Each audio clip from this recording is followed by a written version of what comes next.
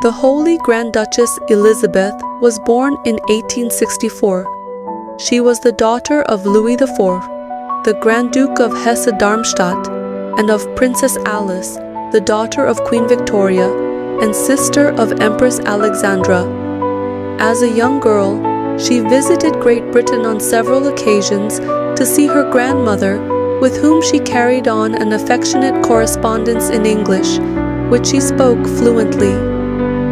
Sometime after her marriage to the Grand Duke Sergius Alexandrovich, she converted from Protestantism to Orthodoxy out of conviction, not expedience, as she explained to her German family, who were distressed at her decision. From the early days of her married life, she gave alms with generosity and began to devote herself to works of charity. During the Russo-Japanese War, she organized convoys of ambulances and hospitals for the wounded. On 18th of February 1905, her husband, then governor of Moscow, was assassinated by a terrorist. The Grand Duchess accepted her widowhood with resignation, and after 2 days, she visited the assassin in prison in order to exhort him to repentance. She addressed a plea for clemency to the Tsar and prayed for the man for the rest of her life. Having decided to devote herself entirely to God, Saint Elizabeth sold her art collection and founded the Martha and Mary Monastery to undertake charitable works in Moscow.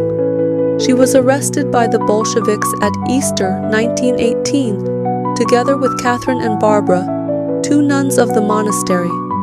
Catherine was freed soon after, but Barbara succeeded in remaining with Saint Elizabeth and shared her martyrdom.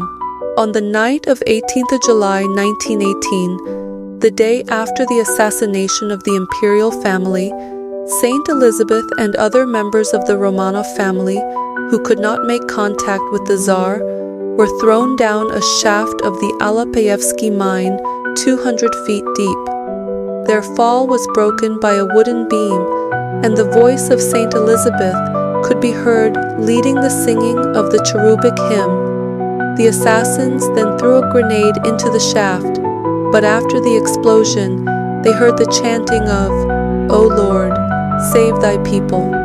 They therefore covered the shaft entrance with brushwood and branches, which they set on fire, while voices praying and singing could still be heard through the smoke.